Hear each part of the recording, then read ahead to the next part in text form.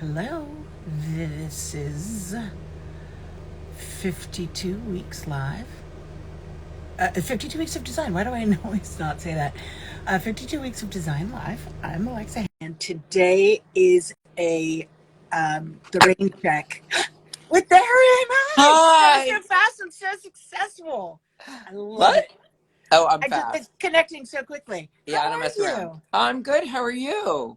Would you pronounce your last name for everybody? Henault.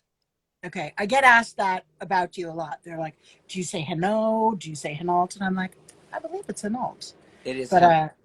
okay, great. How are you? I'm great. So I have a confession to make. I am fresh off the beach in East Hampton. I am one of those guys who's wearing a shirt, but I'm wearing a bathing suit. I couldn't find my blush, so I have pinched my cheeks. So I hear you. We do what we have to do. We do. We got to do, baby. We're good at improvising. And you got those lips. I always have the lips. The I lips love and the the lips. brows are always tended to, but a pink cheek helps. It. I think I might have pinched a little too hard. Um, So I hear you've been, before we get into your design life, you've been touring schools with the girls. So we're starting. I'm in East Hampton now. Sunday, we're going to Boston and we're doing the whole like boarding school thing. The girls want to go to boarding school. My daughter wants to go to boarding school in Oh, the UK. oh no, no, no, no, too far. Sorry, too far. I well, I think Mama's gonna have to be there a lot. No, really? Well, if she goes, yeah. Okay, but you're letting her? I love this. Like, if she goes, she's 13 or she's 12. She just turned 13 yesterday. Okay. Is your heart breaking to lose them? I'm going to be really sad. It's going to be really hard. The consultant that we were working with the other day said to the girls, there are two amazing schools on the West Coast. And I was like, no, no, no, no, Yeah, no. yeah, Like, yeah, yeah. I'm fine with them going away. I'm fine with them needing to be independent and have their own lives. I gotta So be. that they can marry my twin boys and they can come back together. We've had this conversation. We It's have. either your boys or Carter and Charmaine's boy. Like, Right, I'm right. locking There something. will be boyage. I got plenty of boyage. I'm Okay. locking it down so there is no dating. Okay. Okay, good. And we have a Are they all deal. girls' schools that you're sending them to? No, no, no, no, no. Co-ed, co-ed. But we also have to have a deal. Like, if there's a problem with the marriage, we all walk away clean. Oh, okay. Yeah, Okay. I All get right. that. Sure. Okay, Darren, how did you get into the biz? Where are Okay. you from? And Uh, how did this all come about? so I am from glamorous Pawtucket, Rhode Island, or Mhm. North Attleboro, Massachusetts, later in my life. My dad was in the textile industry. My dad owned mills. He owned a weaving mill in Lowell, Massachusetts, and he owned a dyeing and finishing mill in Woonsocket, Rhode Island. And for a couple of summers, he made me work in the mills. And I got all into and all about texture and weave and color and all of those good things. So then I go to school. I become an account executive for an ad agency. I'm going back and forth to Japan. It's very So, glamorous. I mean, you're still doing something very visual, I assume. Is No, that I was on the no? account side. I was on the account side. I didn't know. Like I don't know. I was clueless. And I I came, think so many people cop to being like, okay, I went and got a job, like they felt they had to not do something enjoyable. it's not that I felt that I had to not do, well, I kind of did. That's not true. Like what I really wanted to be, honestly, was an opera singer. So Really? freshman year, Are I, you a I great singer? I got chops so I can sing. Not anymore, but I studied opera and I was going to be an opera singer. Like that was a thing. And parents weren't so crazy about that idea. So I kind of went No, the that's kind of cool. other, I thought it was cool. Um, I also like I was terrified of being poor. Like my father pointed out how many opera singers are really poor. Yeah, And yeah, I yeah. was like, oh yeah, not so good. And so I thought, okay, business. And I went into advertising. And then Yeah. a friend's dad is an architect, he's no longer. And we were in Europe. They went to Europe every year. We were traveling with them. And he said, you should be an interior designer, like point blank. And I was like, what? Like, I'm not, Based upon what? yeah. Well, he said, the way you look at things, the way you talk about things, the the language that you use when, because we were all through the south of France, and we were Mhm. looking at buildings, and I was kind of geeking out architecturally with her dad. And he knew I hated my job. And he was like, you should be an interior designer. And I was like, yeah, I'm not flipping burgers. Like, I have a real career. Like, I don't Yeah, have yeah, yeah. Like leaving. that's a hard left. Ah, Yeah, that was a big hard left. And we got back to New York, and the head of the interior design department at FIT called me.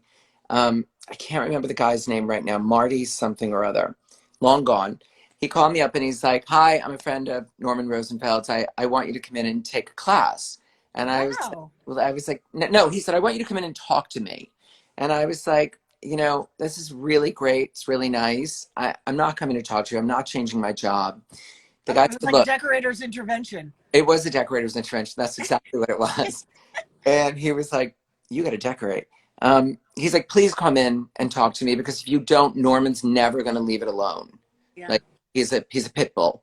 So fine, I come in, I talk to the guy, and I said, fine, choose one class.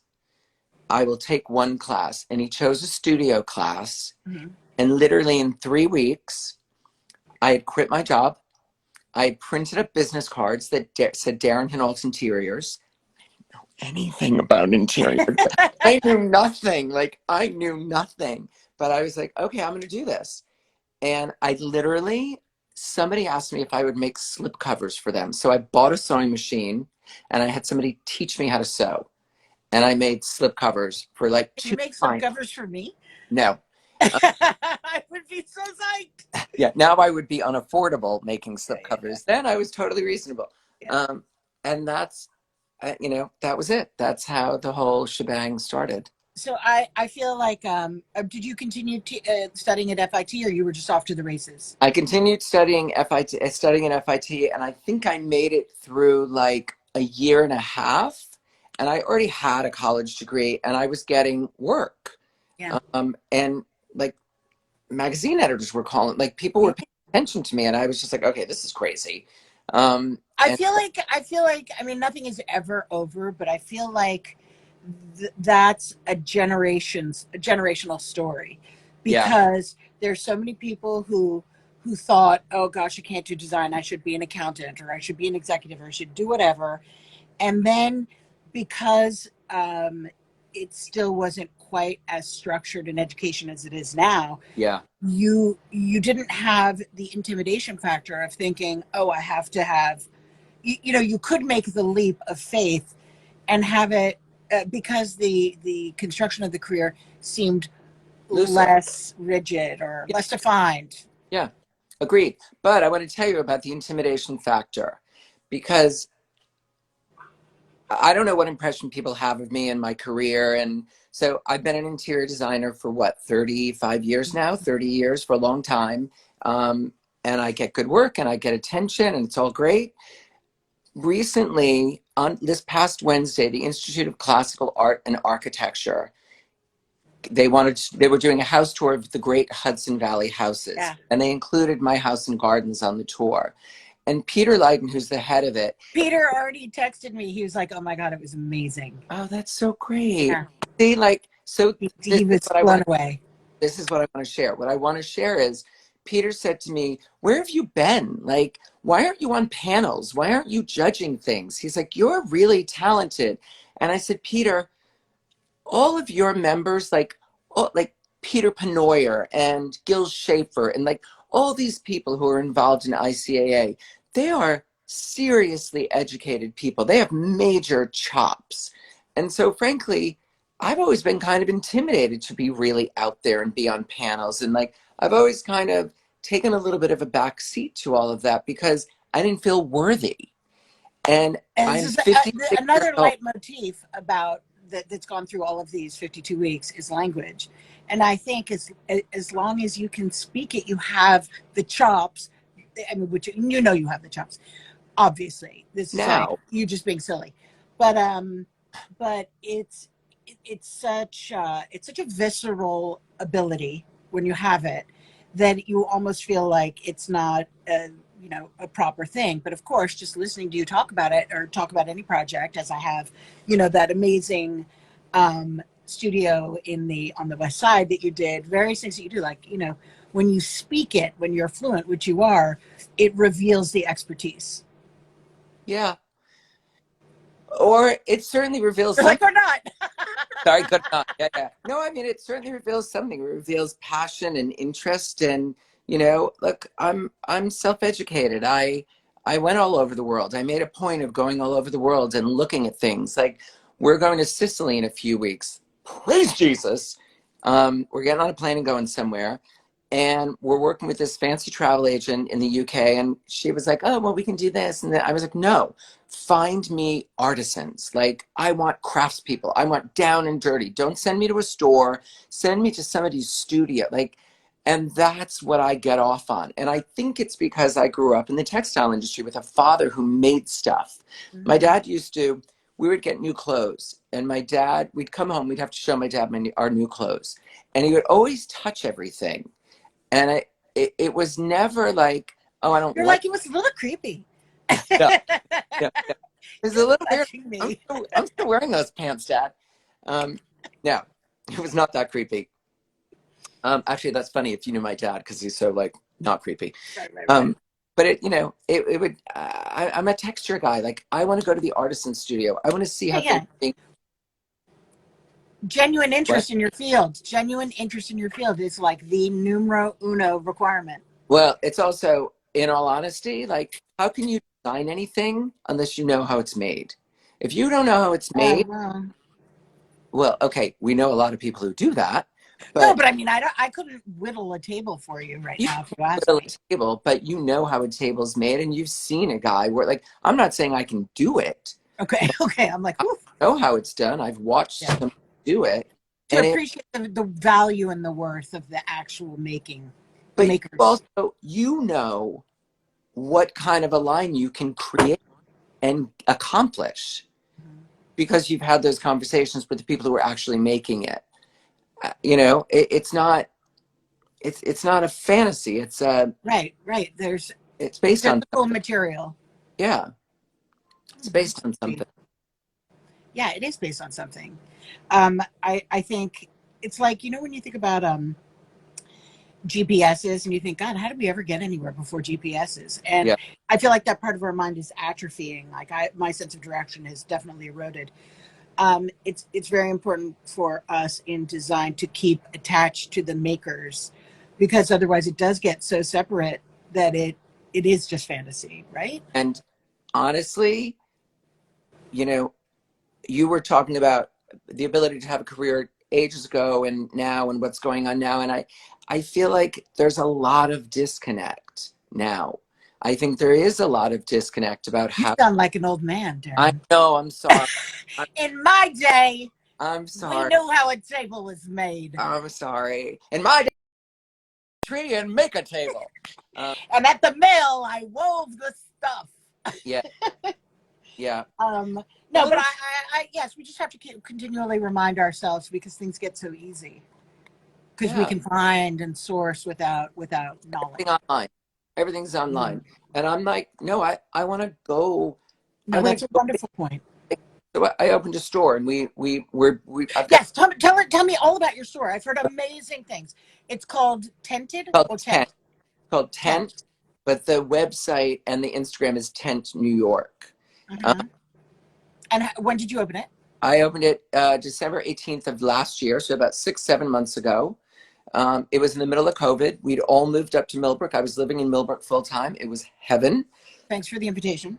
Anytime. I wish you would. Please. I mean, come on. Um, and like you, like I can't sit still for all that long. Like, sitting in the house was, You're oh, good okay. at saying. I'm sorry. No, go on, go on. Yeah. So after all, I was like, okay, I got to do something. And somebody came to me and said, there's this guy who owns a building, and he's looking for somebody to put in a higher end shop to Mm-hmm. sort of bring the whole town up, because he owns most of the town. It's Amenia, the town of Amenia. And Mm-hmm. I was like, I don't want a store. I don't want to open a store. I'm like, I want to open a store. And then I went and looked at the building, and immediately I had a visual for what the building was going to look like on the outside. Yeah. And immediately Tent came, and there's this, the Count de Bestigny and the Chateau de Crusay. Okay. Uh, I mean, it's only the platonic ideal of all things. So I've had that whole party pavilion. The Haga, it almost looks like the one in Haga. Yep, Yeah. it's exactly like that one. That was originally built to house soldiers. Yes? As a bivouac. Yes. So I've been obsessed with I this. just love that word. I try to work that word into maybe every conversation I have, which is not easy. So actually, easy. That's not easy. It's good that you did that. Yesterday, we were on a boat, and I kept calling something a canopy, a canopy. And the woman who owns the boat, she's like, "It's a bimini," and I was like, "Okay, sorry." So bimini's my new. Pardon me, a bimini. Was my slip showing? I just said flash. So I opened a store. Like I've got all these vendors that I've been finding for years, not at the and you get to support them in a time in which they really needed support. honestly, can I tell you something? People are like, you can't get this done in COVID. In 5 months, What a cheerful, happy, and optimistic thought to share with you. no, it's true though.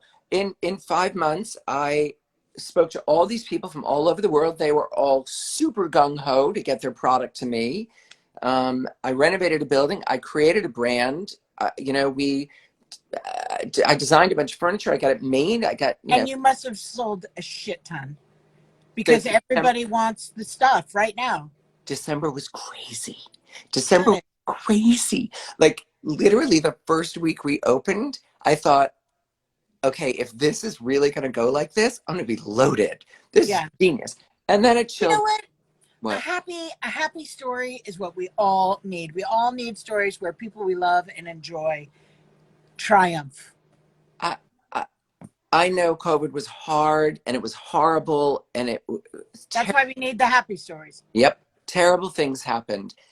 I was with my children every single day. I was with my husband every single day. I saw my husband, who works like a dog, he's a lawyer. I saw him go out in the middle of the day and be in the garden for 40 minutes and then come back and work. That's unheard of. Yeah, that's wonderful. I opened a store. I designed all this stuff. I had all this. Your girls must be very impressed too. For them to have seen that at that formative age is thrilling.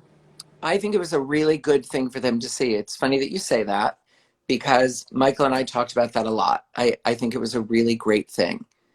Totally.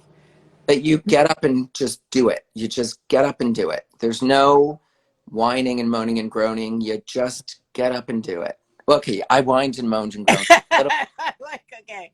Yeah. No, I did. Yes, everyone's, it's just so thrilling that what you did for the vendors that you carried. I mean, those people needed anybody who had any endeavor happening. That froze for a second. You there? Okay. That whole thing starts snowballing. So I'm in this little town of Amenia, which is right next door to Millbrook, where I live. And I call the town hall, crazy story. I call the town hall and I say, what's the local charity? What's the need in town? And she literally said, well, we need a new kitchen at the town hall. I was like, yes, sweetie. Not what I had in mind. So I had to dig a little bit. Yeah, I had to dig a little bit. The local Episcopal Church has a food pantry that in ordinary times fed 100 people a week. During COVID, they were feeding 450 families a week for $1,000 a week. And I need to learn how to shop like that. Yeah, no kidding, right? I was like, to the weekend. And I was like, okay, what do you need? And they were like, money. We need money. I said, great. 10% of everything on the website, in the store, it goes to you guys. And it's no money. It's not a lot of money, but it's feeding all of these people. And I don't know. It's clean. You're clean. My soul, is that what you're saying? Yeah. That you can enjoy your success and just feel good and do good. I have credit for my children more than me. So what do you tell your kids about philanthropy as they get older? I mean, I know the design business has lots of philanthropies that we're connected to, but I'm not sure that people who aren't designers realize that philanthropy, at least to me, feels like it's part of the DNA of the industry. It is totally a part of the DNA of the industry. It has always been. I mean, design on a dime. What was Peggy Russell and David Shepard's thing? What was that? Design on a dime. Kips Bay, obviously. Kips Bay for workshops. Jamie Drake's thing. Yeah, That alpha workshops, God's Love We Deliver. There are lots of, yeah, it's wonderful crazy. connections. It's crazy. So do you tell your kids that they have to, and I'm asking as a parent, because this sounds amazing. How do you tell them that this has to be a part of your life, or you just like, look, I'm going to show them and they will understand? All of the above. All of the above. All of the above. It is not an option to not do stuff for people. Like I don't understand. I don't understand. I don't understand. I don't get it. I don't get people who like don't have other people in their homes, who aren't generous with their time and their homes and their lives and their I don't understand. I don't know what that is. I don't know what that holding, The impulses, yeah. yeah, just for you. I don't know what that thing is. I don't we don't have that. My parents never have. I don't have it. My kids don't have it. Let's talk about design philosophy for a second. Now Okay. that we know that you are a wonderful person through and through, what is it? Obviously, you reference Crusade and you love history and the history of architecture and you like travel. Do you ascribe certain qualities to your work? Um, like I know I said, like, how would you describe your work? And we all pick three like vague celebratory words to describe ourselves. But give me some information about what you feel is essential to the rooms you create. Okay. So I'm in it. This is always very hard for me to do. Mhm. Like I don't have a philosophy about form. I have more of a philosophy about space. Mhm. And one of the first apartments I ever did for myself, um, was in the Chelsea Mercantile. It was a very nice apartment. My husband and I were living there together at the time, although we weren't husbands yet. And we had How long have you been together? we'd been together for like 6 years. No, And no, oh, now. now 23 years. I mean, we were like, an old married couple. Um, I could say something, but I'm not going to. We're like an old married couple. Um, Somebody came to a party that we had, and I overheard them. I wasn't supposed to. I overheard them. They said, "We kind of can't wait to come back because there's so much more to see." And so my only philosophy has always been it cannot be two-dimensional. It has to be three-dimensional. It has to be experiential when you're in the space. It has to like it's got to have soul. I like spaces that are safe and protected, protective and warm Mhm. and nurturing. And I know that sounds airy fairy because I just like really pretty stuff too. No, no, it sounds great. I mean, I think there are psychological things that have to be contended with to create a successful interior. Yeah. I'll tell you a story, And and feeling protected is huge. it's massive. It's massive. It's massive. And I think a lot of people create these environments. I don't talk about decorators. I mean people, lay people, and their goal. Civilians. I'm sorry, what? Civilians. Civilians, right? Yeah. They create these rooms, and they want to show somebody something. And my question when I Mhm. start working with somebody, it's always like, what do you want to show? Like, is your goal What's your output what's mode? your output? Is your goal to show somebody something, or is your goal to have somebody feel something? Like, what's your goal? Is it for you? Is it for somebody else? And the number of people that it's in fact for other people is surprisingly high. And I You mean for other people in a nurturing sense, or you mean to show? to show, Like, okay, to so show, demonstration, forward facing, an image, two dimensional. correct. Okay. And it's a little bit of anathema to me. It's like, okay, fine, we're going to do that. We're going to accomplish that, but we're going to do it in a way that is really meaningful to you It's a when, byproduct. yep, it's Yeah. byproduct. No, And I think people who feel that way, and I totally get what you're saying, it's to a lot of people that's what it is. But that might just be what they think it is.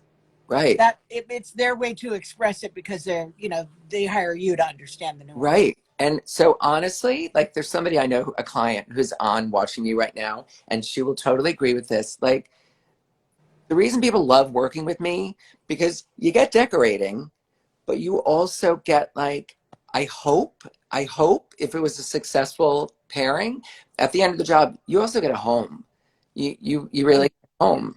And that's big. Oh my gosh, yes. And we've learned that more than ever now.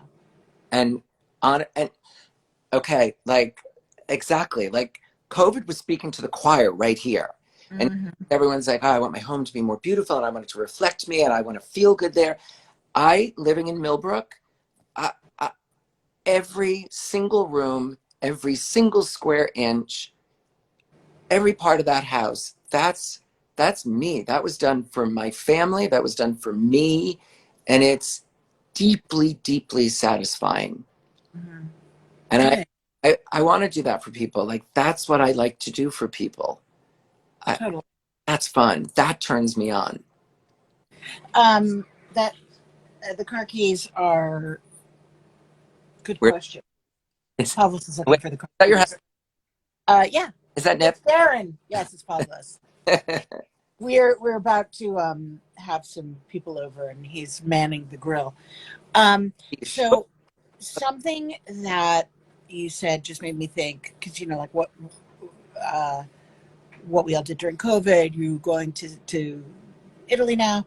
I think when your house is tended to, and you have it on lock, whatever that means to you, Yeah, then you can be free to to leave, to hugely, travel, to do hugely. whatever, because it doesn't just check off the box, but you're grounded, therefore you can move. This is why I love you. This is I why love you. you're my soul sister. Like I love you because honestly, do you know what I was just thinking the other day? I hate leaving my house. I moan, groan, and bitch. Anytime my husband's like, let's go here, let's go there. And I just spent a year and a half in my home, fully feeling it. And we're in East Hampton now. We're going to Boston on Sunday. In a couple of weeks, we're going to Italy for 2 weeks. I'm loving all of it. I'm loving being in East Hampton. I can't wait to go to Boston because it sunk in that my Yeah, house is rock and it's always going to be there. And I yeah. can leave and go investigate things that I'm curious about. And also, I don't think then you necessarily need like beautiful jewelry or blah blah blah blah blah. Like if your base is solid. I'm wearing Maybe a some little pearls beautiful here jewelry. for you. Ooh, love it.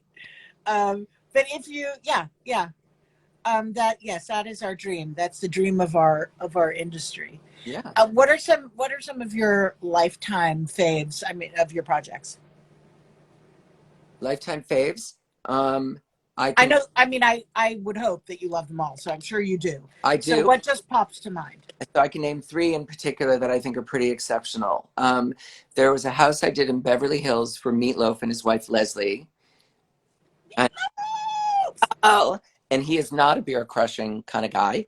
And his wife was so, He's Fight Club man. I know, but his wife was so, I actually went to the premiere of that with them, swear to God, and met Brad. And at the time he was married to Jennifer. Jennifer Aniston. Yeah, that I had a big brush with fame that week. Um, I did a house for them in Mandeville Canyon. It was beautiful because it was the fifth house we'd done together and they totally trusted me. And Yeah. it's the first time anybody said like, go ahead, go ahead. They kept saying, go ahead, go ahead. How did you and Meatloaf get together? How So did you get paired with Meatloaf? sure, I know. How would Meatloaf and we were an odd couple. It was great. Um, there was a store in Soho. I can't remember what it was called, Gregory or Jeffrey or Gregory's Upholstery or something. I don't know. It was an upholstery store. And I walked in there one day, and the woman who owned the store, her husband was Meatloaf's financial manager. And Meatloaf had just bought a duplex. Meatloaf and Leslie had just bought a duplex at Lincoln Center. And the financial advisor said to him, like, you ain't doing this yourself. This is too, Mr. Loaf, you Mr. can't go into this in a foolhardy fashion. Yeah. And he asked her to do it, and she was like, I ain't doing it. I'm no decorator. And I walked in, she liked me, and she was like, oh, here's a job. Perfect. Crazy. Life is so nuts. Life is so nuts. That's Okay, so that house, what did you do for them? If you were let loose, you'd never been let. I mean, not you're always let loose, but you were given autonomy and so agency. exactly. What did you choose for them? So the first couple of things I did for them, it was very much about him feeling like he'd made it. And so Nice. we were choosing things so that he felt like he made it. And with this house, it wasn't about making it. It was just about it being a beautiful house. Mhm. And So yeah, maybe he needed those other projects to get to the place where he could go there. where he felt like, oh, I got this. I've Like, got something to prove. I got it. I'm good. Nice. It was just sophisticated, and we did some Swedish beautiful chandeliers, and we did some Georgian furniture, and we did some contemporary upholstery, and we did some upholstered walls, and we just oh, I know what we did. You know what we did that was super cool? Okay. This was way before. I'm talking 25 years ago. This is Mhm. before people were doing this. I went down to the local BMW dealership, no, Mercedes dealership, and I said, I need a guy who can spray lacquer molding, Right, right. super shiny. And he came in and they did all of the moldings in the house, this automobile spray So fit, long, yeah, that's a long time ago. That this is 25 years ago, extra not allowed anymore. not allowed anymore. Not allowed anymore. But then the walls were all super, super flat, and it was very, very traditional. So you had this like really glamorous, Right, sexy. super sexy sheen with the super low key walls. That was a lot of fun. And that was way before everybody was making everything shiny. Yeah, so So beautiful. that one was really great. Recently, I was lucky enough to combine two tower apartments in the Ansonia. And So I've seen that project, and it was just like you touched every single inch of that apartment. every single inch. That was good. That was That's like doing a boat. You outfitted that yeah. that space. Yeah, it was super, super satisfying. I brought in a super talented architect that I love working with named Michael Goldman. Mhm. Great. He's a bit of an unsung star. Let's sing. I haven't met him. I'm Okay, excited to know his name. actually, because you would love him. Oh my God, this is so good. No, because you're like this. This would be a pairing of a melding of the minds.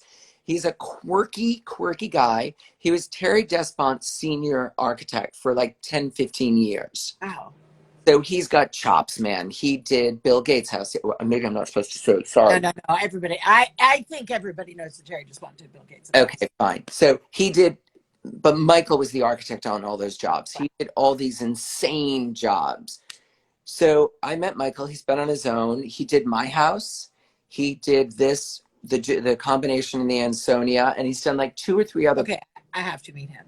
You have to meet him. He's a quirky guy, which is good for you. Yeah. Like you'll click. Um, and he's crazy talented. And we work so many times. I've worked with architects, and the architect's like, okay, I'm doing this. And I'm like, well, I'm doing this. And there's no like, okay, how about if we do this together? Right, right, right, right. Sure. Michael's 100%. Let's do this together. Teammates. Yeah. He wants my input on the architecture and what how the rooms are gonna lay out and what the feel is gonna be. And I think that other way is just the result of two alpha dogs making sure that if they feel threatened, it is. they fight. But when you're working with great architects, artists, like nothing's better. Yep. My comment is, my thing has always been when we start a new project, I say it to the contractor, I say it to the architect, I say it to the client. Like, we're a team.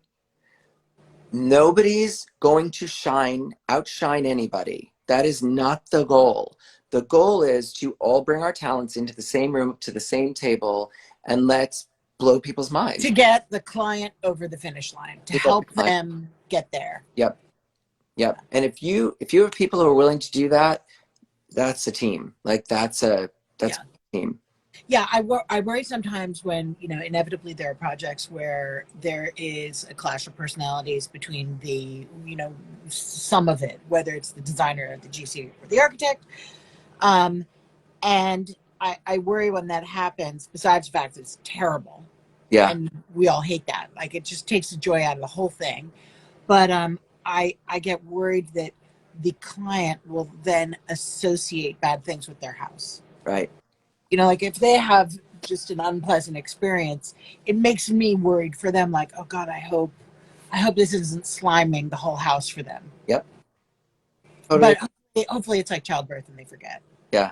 I think for the most part, I think, first of all, I think decorating, I think construction in particular, I think designing a home and building a home, it is childbirth. That is childbirth. And there's definitely some pain, but you just got to keep, you know, if it's 7 months, you get told you have to be bedridden for the next 2 months, just get in bed and you know, pull Ride it it out, out. grit your teeth, ride it out. So says a man. So says a man. I know, sorry. So says a man So who wait, the name of the architect was Matthew or Michael? Michael Goldman. Michael Goldman. Yeah. Okay. Yeah. Great. Do you want to pause for a minute? Apply the red lips. You might be fading a little bit.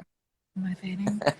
You know, I changed the outline. All the this is the really crazy stuff. I don't know if you can see the sparkles. Oh, I can see the sparkle. Yeah, Yeah, I can. that's the tinfoil looking stuff. Ah, so good. Yeah. So, I got it. I got as far as pearls. I couldn't do. So I You bought. couldn't do the power lip. I couldn't do the Get power lip. it? You let me do my thing. Thank you. I did. Truth be told about the pearls, my Yeah. girlfriend Owen NYC makes the pearls, and I bought the girls, my girls, Oh, um, sweet. tickets to Harry Styles, and I was like, if we're going to, I'm going. we're all getting pearls. What date? I'm going too. What On the date? 4th, October 4th. Oh, we're going the third. We're going the first. Oh, my daughter, her friends, and I are going, and I am a huge Harry Styles fan. You all need pearls. Are you all going to wear pearls? I mean, I was thinking of getting a butterfly tattoo on my gut. Okay, don't do that. I won't do that. Don't do. Yeah. But pearls. Wow. We all need pearls to go see Harry Styles. He's the pearl. Wait, who did you say your star crush was? I forget. My star crush. Did I say? On the questionnaire. Yeah, you did. Who was it? I think it was an actress. Oh my God. Have you seen Cruella, by the way? Oh, have I seen Cruella? Like, Right, I forgot. You have two daughters. Of course you've seen Cruella. I've And you've seen Black Widow. I've seen Black Widow twice, and I'm going for a third. I haven't seen Black Widow. I enjoyed it. Anyway. The But Cruella, for anybody who besides the fact that the two Emmas, Emma Thompson, Emma Stone, are just fabulous. It's such a beautifully art-directed movie. It's just great. It's like we haven't had a great style movie in a while, right? Not like that. Not like that. Not like that. That was on fire. Magnificent. That was on fire. I'm sorry. When she tumbles out of the garbage truck, and garbage is a 40-foot dress train. Don't you wish Alexander McQueen were there to yes that? It's totally so totally. Yeah. That was a horrible thing. That was a terrible thing. His death? Being dying. Yeah. That was a guy who, like, deeply understood his craft. Deeply. Yeah. He lived for it. He lived for it. That touched my heart a little bit. What do you feel like, you know, at the end of your life of the artist? I mean, you'll have contended with struggling with this. You know, it's so different. I feel like fashion designers are somehow, even though people are wearing their product, I feel like they're more isolated and alone in their creations. Possibly. I can't say. I'm not a fashion designer. No, but I mean, don't you feel that we are so connected to our clients, or is it such a relationship? I make a point of it. I make a point of working with other people, having people around me. Like, I want to go meet the artisans. I want to meet people. Like, I can't. There was a period when I designed in a vacuum. For about a year, I sort of did all the designing myself. This is in the middle of Where were you in your career? This is in the middle. This is in the middle. It was post 2008. I'd gotten rid of a bunch of employees. The crash had just happened. And I was doing a lot more myself than I had done. And I realized I didn't enjoy it. Yeah. it wasn't as inspiring to me. Uh-huh. I needed other people around me who would add to what I do. So how did you deal with COVID when that hit? Um, in terms of what specific? Of being alone or not with your whole I team? wasn't alone. I wasn't alone. I was on Zoom constantly. I love Zoom. I think Zoom, Okay. like, I do find getting to see somebody's face when I'm talking to them really, I mean, except the fact that it means you've got a shower. Um, put pants on. yeah, you don't have to put pants on. But yeah, I don't know how I'm going to go back to just talking on the phone without looking at somebody. I don't like, I'll tell you a story about, so a girlfriend of mine moved to California. She's producing movies and we're on the phone. This is 20 years ago. We're on the phone. She's letting me talk and she goes, "Are you moving your hands right now?" And I said, "Yeah." She's like, "We're on the phone. Stop moving your hands." I'm like, I can't help it. Like I have to move my face and my hands. And this is how I talk on the phone. So yeah, I totally agree. This is so much better. This is so much right. Arc 22 Arc just reminded me that it was Mads Mikkelsen. Oh my God. Okay, do you know who he is? Don't be an ass. Okay, I've just, always known who Mads Mikkelsen just was. I didn't. I didn't. His face is so perfect. No, Like, how face does is he? so How busted. does he live with himself? His face is so busted, and that's why it's so good. It's not busted. Oh, it's good busted. It's just he's weather. I mean, he was beautiful when he was like too beautiful when he was young. Did you know he was a dancer?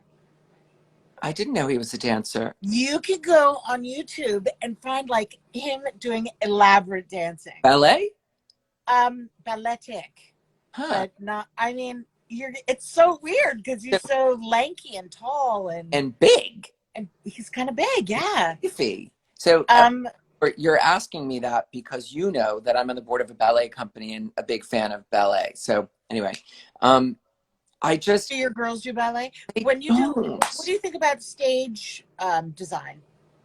What do I think about stage design? That's interesting because certainly during COVID, like we put on some productions during COVID, and we did a Nutcracker at Come Weathersfield. on, Jimmy, let's put on a show. Yeah, that was sort of it. It's called Ballet Collective, and they got the dancers together and they quarantined everybody, and they did this really amazing production with fantastic. They used the house Weathersfield as their background. It was pretty spectacular. Anyway, Weathersfield is a fantastic old house in Millbrook that's open to the public. Um, Stage production. What do I think about stage production? I think when it's good, it's kind of genius. Like, you know what I miss? And again, like now I'm gonna be the old guy talking about like In my day, we walked to in my school day, on our hands. yeah, in my day, made sets. When now I'm gonna draw a blank on his name.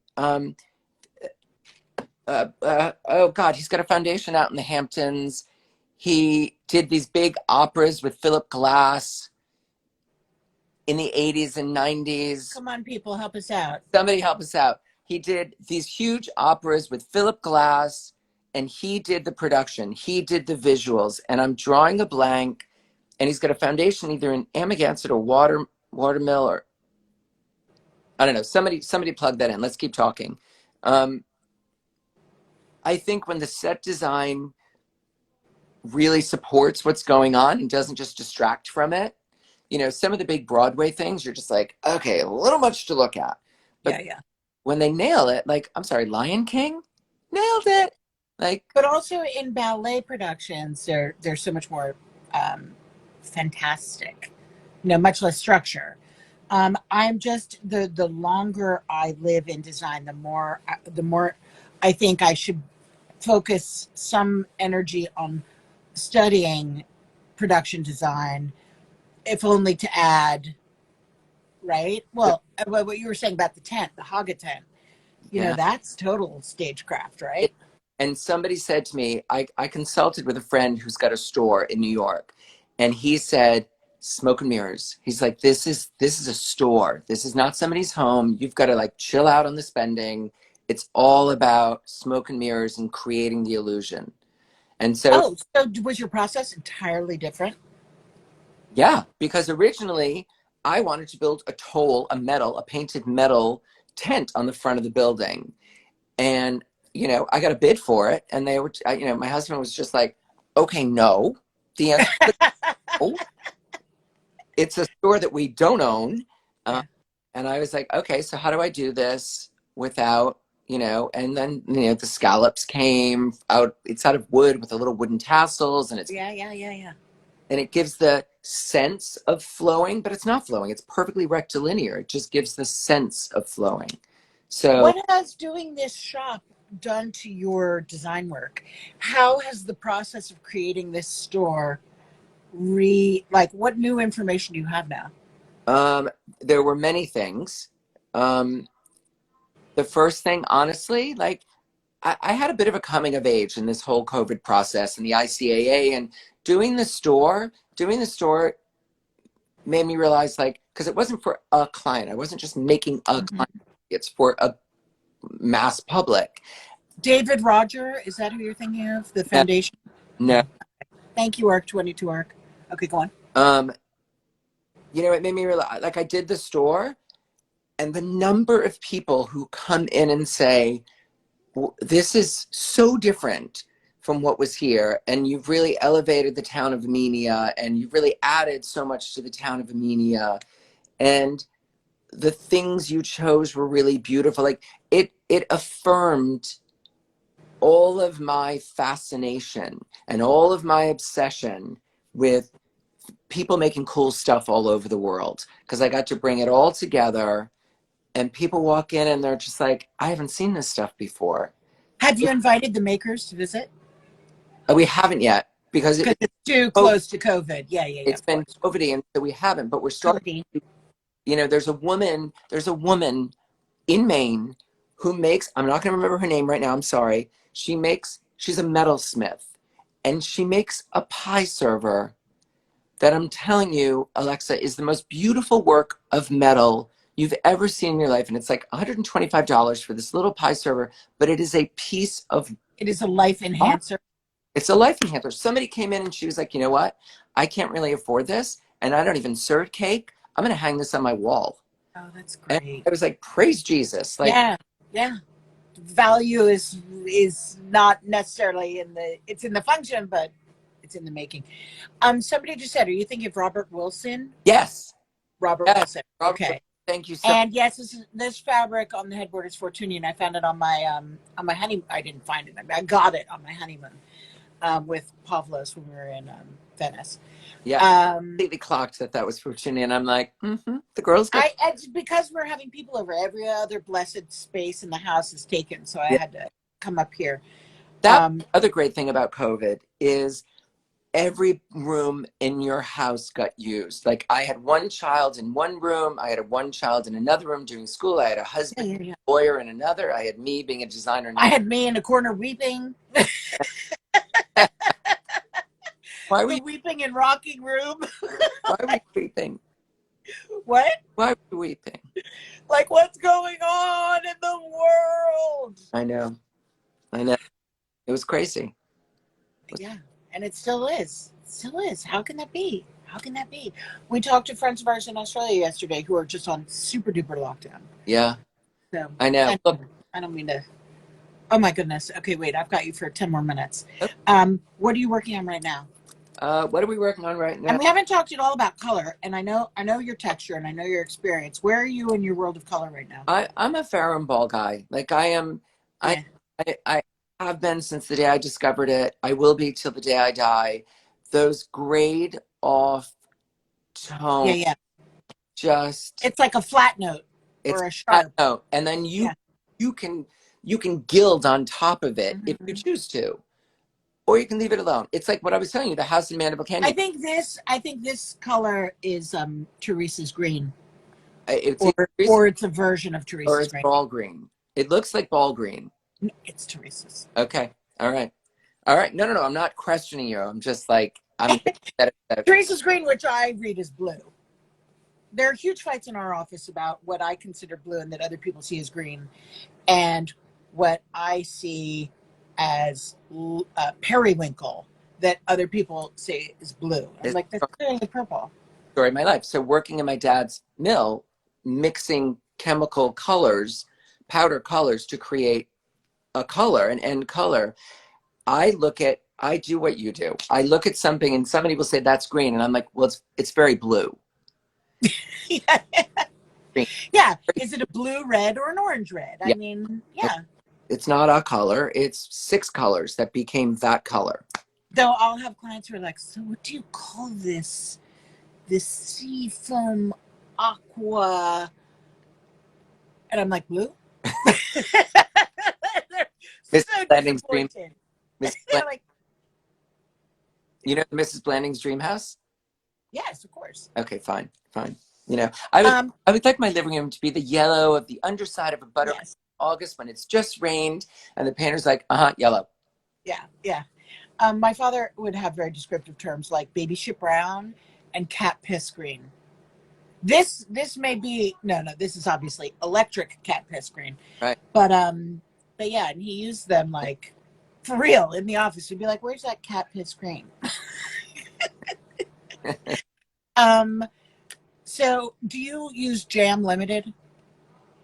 I bought stuff from Jam. I do. I can't say I use tons, but I love But it. I think their website, which is unspeakably beautiful, It's gorgeous. it's very much the Farrow and Ball palette world, Agreed. where you can see beautiful limestone and chewy wood mixed with that what we are describing as a Farrow and Ball palette, like beautiful stony colors and hitting those flat notes that I Yeah. think they're so great for just to be supportive of furniture. Yeah. I'm also going to throw out a shout out to somebody else. There's a guy named Matthew Rollett.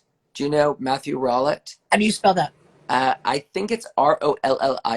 It's Okay. either Max Rollett or Matthew Rollett. I think it's Matthew Well, Rollett. by all means, shout out the wrong name.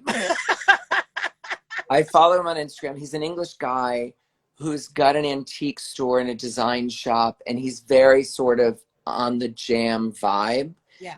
He's a talented guy. You should check him out. He's a talented guy. Okay, cool. I will He's do. he's worth. Oh, Max. Thank God we have a wonderful community here who like I know. Sorry. give a guy a hand, give a girl a hand. See, so this is what it's like working for me. I'm like that blue fabric, that you mean the yellow chemise that and I'm Yes. yes, that one. Yes. I've taken to calling sofas carpets. You call sofas carpet? Yeah, COVID is really. I'm like, where's that carpet? And my colleagues will be like, you mean the sofa, right? And I'm like, that's exactly what I mean. Yeah. But they have the translator.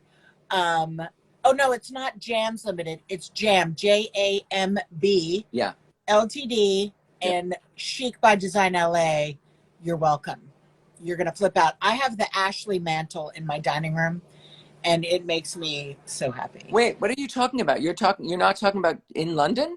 I am, but they wrote JAMS and it's JAMB. Oh, yeah. Okay. Oh, okay. So your whole house, are you in your house yet? Is that a grass cloth behind This is not my natural environment. you? Okay, That's a statement. so I'm at a friend's house, and I Okay. guess something. This is their coffee table. Shooting sportsman. Yeah. Yes. Reading backwards is not easy. And a coffee table book on Guido Argente. All of the photos are extraordinarily suggestive of women. Could I be in a lesbian's house? Oh wait, Max Rollett, there he is. Okay. So anyway, have a great Saturday. Oh, last thing. Your girls, what do their rooms look like? And do you let them do them? No. I don't let my kids do them, but my father let me do, well, I mean, with a very, very guided hand. Yeah, He did the Jedi mind trick. He made me feel like I was doing it, but they all ended up very pretty because he, it went through the Mark Hampton filter. So do they have different rooms or do they share? So in the country, they have different rooms. In the city, they share. They're beautiful. I mean, in the city, they have gorgeous embroidered silk curtains that are 3-to-1 fullness and miles of it and lush. And in the country, they have these insane valances, Asian influence that convex in Yeah, two yeah, yeah, yeah. directions, and but not, Yeah, like a pagoda. full on pagoda, like full on both directions. And your kids and the girls are not repulsive people as a consequence. This is good. This is good parenting. They're not. They're You not. give them the crazy curtains, but then you talk to them about the philanthropy. I mean, that's the way to do it, right? Yeah, they're not. I look. I've said this about my kids. Coming into my life, they're going to be incredibly indulged, but they will never be spoiled. And I, hats off if you can do that. you're right there. Your kids are indulged, but you don't have spoiled. You haven't seen my kids recently. They're terrible people. Haven't I'm had. kidding. I'm kidding. I'm kidding. Well, because you're a good person, and I know that there's no way your kids are spoiled. um, yeah. Well, we'll check in 10 years and we'll see. Okay. Um, do you think either of them would want to go to work with you? No, I think that's unlikely. I don't know. I don't know. I think that's unlikely. I think they're being very much kind of groomed to go do their thing. Right, right, right. And yeah. So, what's your thoughts about legacy? Do you care? I don't care. I cared about keeping my father's legacy alive. I have no vanity or drive about keeping my own alive. I mean, I've got plenty of vanity in the world, but not in keeping my name floating out there. Mark Hampton for me needs to be shouted The from the thing, hill. honestly, it is something about you that I noticed that you never changed the company to Alexa Hampton. Like it's still Alexa Hampton for Mark Hampton. Yeah, I did not want some sort of Oedipal triumph. It's Mark Hampton. Yeah, I I do my licensing under my own name. right. Well, that's fine. That's yours. That's you doing Yeah, that. exactly. But that design firm is his. Yeah. I don't know. I don't worry about legacy professionally. Look, the fact that ICAA just came and did a tour at my house, like that that that's super So satisfying for me. so you're totally getting roped in now. You realize that Roped in. to the ICAA. I'm great. I'm there, man. Cool. Because I'm 100% behind them. I just They are amazing. they're They are amazing. and they're teaching people and they're taking people all over the world, and they're making people look at things, not just look at things, but look at things. And for people who are watching this who might not know, in addition to the ICAA being this incredible place where you can do the summer studio and artisans are you know celebrated and supported, they also are teaching, for the moment it's many young women, but people, a diverse group of people, low income, private schools, whatever, teaching classical architecture in the eighth grade, and they will do it through various academic lenses. So if you're learning about classical architecture, you can learn about it while in math class. Yeah.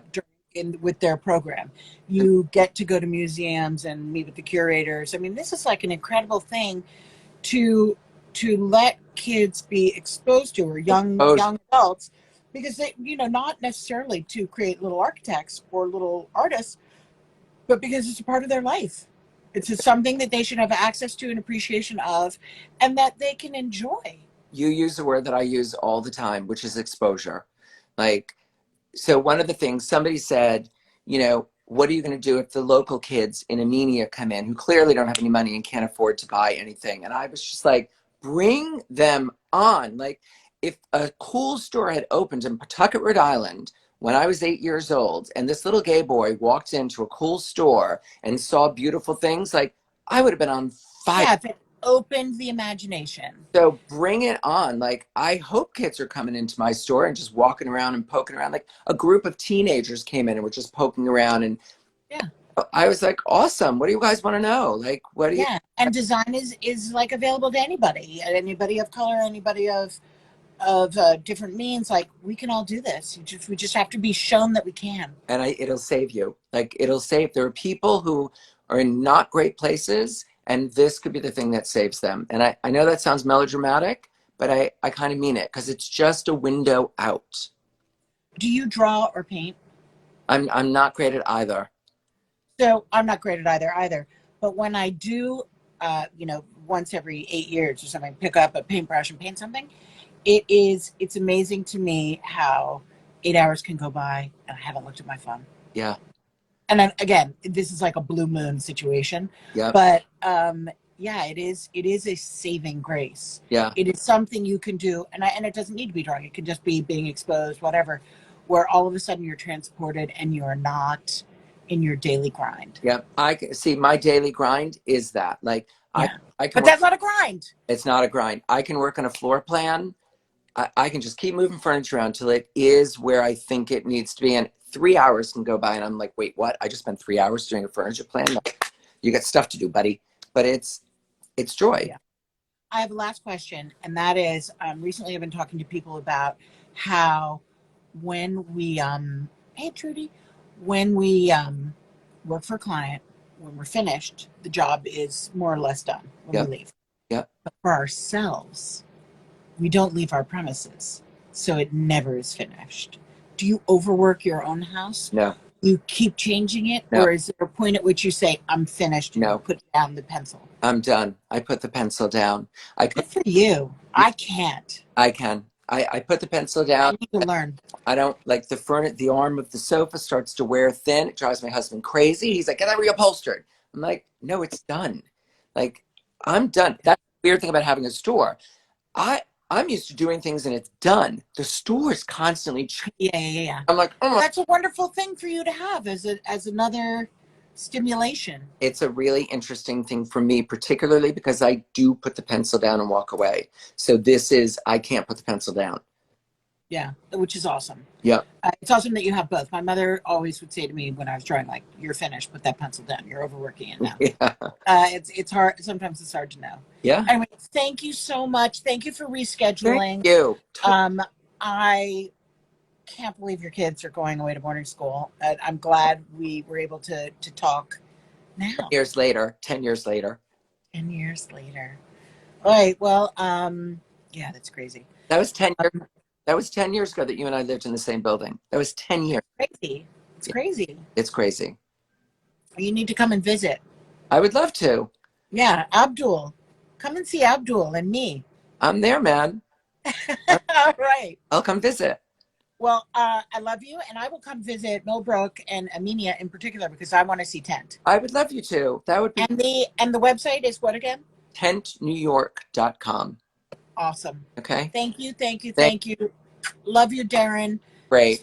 And thank you for Max Rowlett and Michael Goldman. Michael Goldman. Awesome. Kisses. Love you. Thanks so much. Have a good night. You too. Oh, or day. Yeah, I know exactly. Bye. Bye.